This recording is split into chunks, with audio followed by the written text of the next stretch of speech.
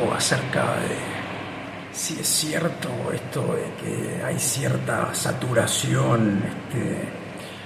o algo que termina bajando la cantidad de receptores androgénicos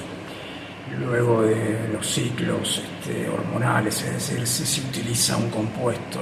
por mucho tiempo, si esto genera saturación en el sistema y por lo tanto menor cantidad de receptores androgénicos, y esto termina impactando en toda la cadena bioquímica generación de anabolismo, en virtud de que los receptores dejarían de estar en la cantidad necesaria para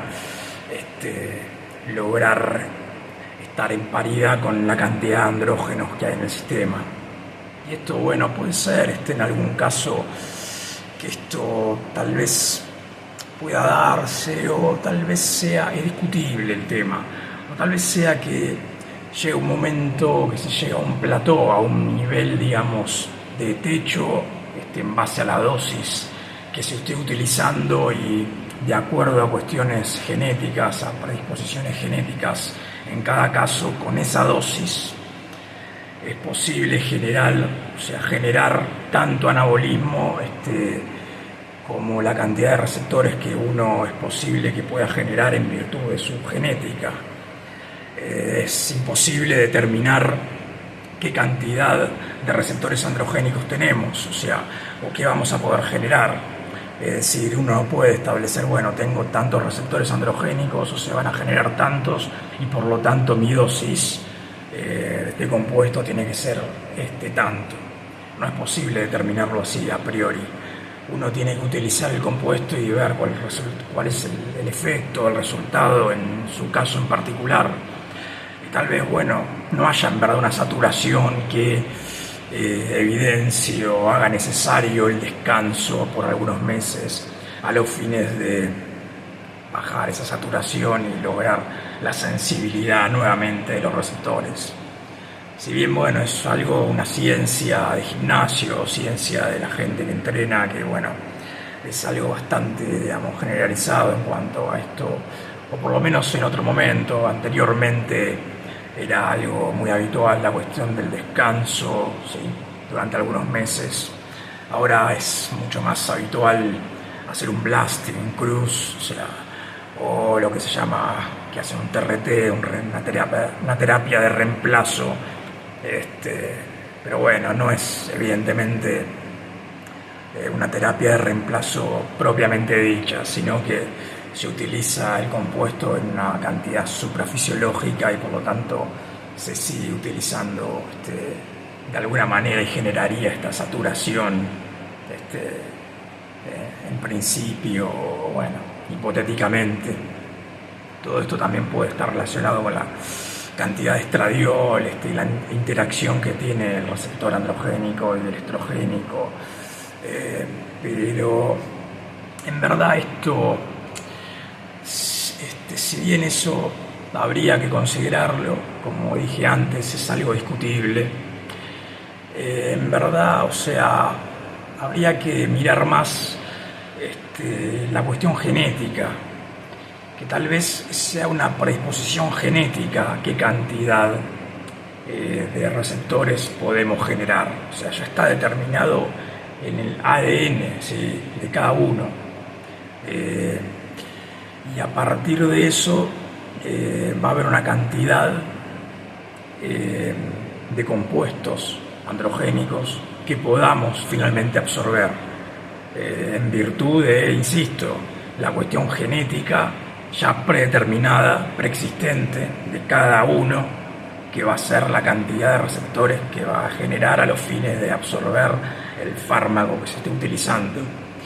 También tiene que ver con las histonas. Son proteínas que determinan cuál es la amplitud, de esa cadena de ADN, luego a nivel celular, a nivel del núcleo de la célula. Esto puede ser tener más tamaño o menos tamaño, y en virtud de eso, en cada caso en particular, podríamos eventualmente, con mayor tamaño, generar mayores receptores androgénicos y por lo tanto tener mayor capacidad de absorción. Luego, bueno, absorción es una forma de decirlo, ¿no? Es la interacción posterior que va a tener el fármaco, el compuesto, con los eventuales receptores androgénicos que estén disponibles para que se genere esa relación. Hay algunos factores, ya he hablado de algunos suplementos exógenos que podemos controlar, porque todo esto evidentemente es genético, es algo que no podemos determinar ni hacer nada para regularlo hacia arriba, ya que es algo que está en nuestro ADN. Sí es posible utilizar la L-carnitina, que ya hablé en otro video de por qué esto puede acontecer y tal vez regular hacia arriba o lograr que la capacidad genética que tenemos de creación de receptores androgénicos se colme, ¿sí? Lograr llegar al máximo potencial que podríamos tener. Obviamente que nunca se va a sobrepasar ese potencial genético, ¿no? No podemos crear receptores androgénicos de la nada si no tenemos esa capacidad o esa secuencia dentro de nuestro ADN para generar los genes que luego van a determinar la creación de los receptores.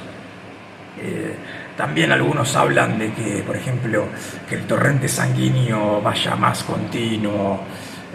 por ejemplo, o sea, utilizar el tadalafil, el sildenafil, ¿no? El Viagra, el Cialis, que bueno, ayudan para descomprimir los vasos sanguíneos, tener más torrente sanguíneo dando vueltas, ¿no? Mayor flujo. Y por lo tanto esto podría beneficiar de lograr ese potencial genético que tendríamos. Es discutible, pero bueno, es algo también a tener en cuenta, además de la carnitina. Evidentemente cuando entrenamos esto también se va a ver regulado hacia arriba, porque la necesidad de esa absorción, entre comillas, ¿no? Digamos así, de los andrógenos que haya en el sistema, el músculo la va a necesitar para reparar el daño o lograr la hipertrofia en virtud del estímulo, de la tensión mecánica que se logró y por lo tanto la adaptación a nivel muscular, y esto sí o sí tiene que ser desencadenado por los andrógenos, y por lo tanto el cuerpo va a necesitar elevar la cantidad de receptores luego del entrenamiento y bueno, ir llegando a ese potencial genético del que hablaba antes. También bueno, hay algo ahí que yo dije que podría en otro video, que tal vez no sería tan necesario para la creación del receptor androgénico, y eso es así, es exactamente así, pero la suplementación con zinc puede llegar a ser beneficiosa o incluso necesaria cuando tenemos en el sistema muchos andrógenos que van a tener la correlación de también necesitar muchos receptores, ya que el zinc tiene una implicancia no en la creación del receptor propiamente dicho, sino luego en lograr que ese receptor se junte con otro receptor androgénico y se encaje a nivel del núcleo, a nivel del ADN de la célula. Sin zinc, ese acople, ¿no? Todas estas proteínas, todas estas hormonas, los péptidos, tienen como receptores así como si fuese un rompecabezas, ¿eh? Donde hay una pieza que encaja justo con otra. Es tal cual así, o sea, microscópicamente, nanoscópicamente, o sea, algo ínfimo, imposible casi de imaginar, pero es exactamente así. O sea, lo que pasa es que hay una pieza como de un rompecabezas y es el receptor, y está la proteína o el andrógeno o lo que fuere, o el receptor, que tiene un encaje justo con esa otra pieza, y por lo tanto es por eso que se termina pegando o encajando justo en ese lugar. Y ese encaje, para lograrlo, seríamos así como unas manos, ¿no? Unos deditos que se genera a nivel del receptor para luego encajar en el núcleo, en el ADN. El receptor va a tener el andrógeno, ¿no? Y por lo tanto que el andrógeno llegue al ADN y desencadenar todo el efecto bioquímico. Si esos dedos, como digo, ese encaje va a estar formado por zinc, no el receptor propiamente dicho, pero sí cuando se genere el acople a nivel del núcleo. Y por lo tanto, en una persona que utiliza andrógenos en un nivel suprafisiológico, sí va a ser necesaria la suplementación con zinc a los fines de lograr este encaje del receptor en el núcleo, en el ADN de la célula, porque si no tal vez puede haber una deficiencia y por lo tanto no generar ese acople y no desplegar todos los efectos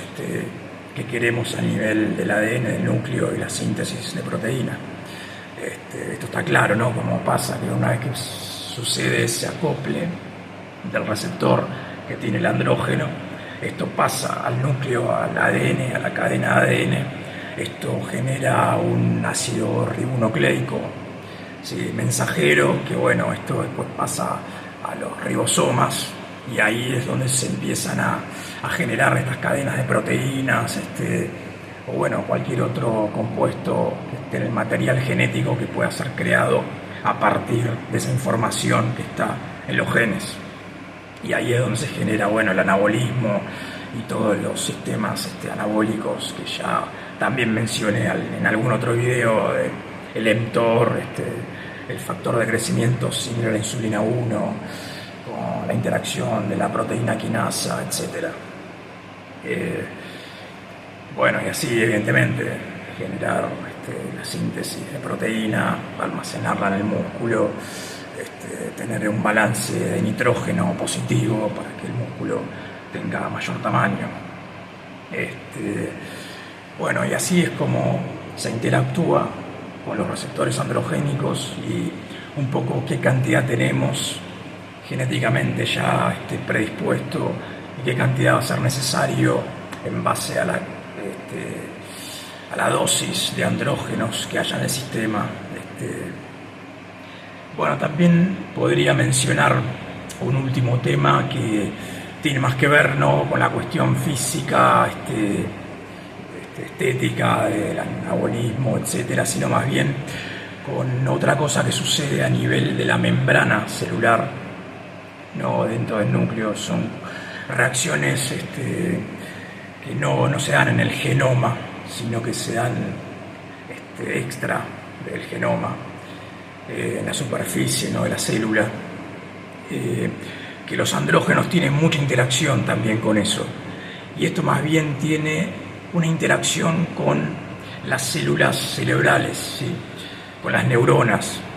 y es por esta razón, por esta interacción no genómica, que muchas veces bueno, cuando tenemos en el sistema andrógenos, en la creación de fuerza, ¿sí?, porque esta respuesta no genómica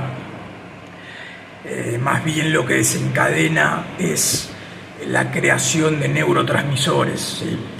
en la interacción con el sistema dopaminérgico, en la creación de un neurotransmisor muy importante para la generación de fuerza, el impulso, ¿no?, en todo el sistema nervioso central, que es la acetilcolina.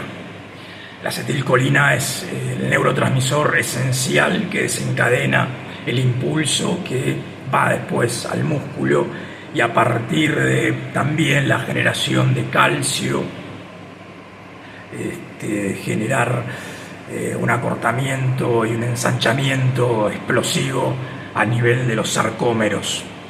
dentro de las fibras musculares. Y esto es lo que genera esa potencia,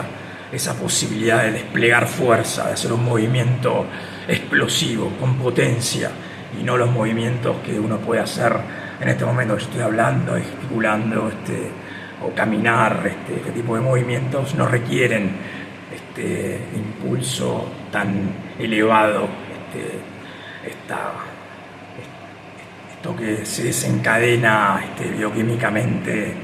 en el sistema nervioso a partir de la acetilcolina, sino que es más bien algo determinado por otro proceso energético relacionado con otros factores neurológicos a nivel del sistema nervioso central, que bueno, en otro video podría explayarme más acerca de eso. Pero bueno, es por esta razón, por esta afectación no genómica, que los andrógenos, cuando interactúan con los receptores a nivel de la membrana celular, determinan tanto el nivel de motivación, de estado de ánimo, ¿sí? Por esta interacción que tienen en esta superficie de la célula a través de neurotransmisores del sistema dopaminérgico y no a nivel del núcleo, en donde más bien la cuestión tiene que ver con la generación de síntesis proteica. Así que bueno, si les interesa saber más de todos estos temas, de cómo se genera la hipertrofia, todas las implicancias a nivel de las células del cerebro, etcétera, pero bueno, más bien con la cuestión luego física, anabólica, de cómo está determinada la hipertrofia y la composición de las fibras musculares y las teorías que hay acerca de cómo se logra hipertrofiar el músculo, el estímulo necesario, si existe la hiperplasia, si no existe la hiperplasia, cómo eventualmente generarla, si existiría. Bueno, coméntenlo esto y en otro video puedo hablar de esos temas más en particular. Así que bueno, lo dejo ahí y hagan con eso lo que quieran.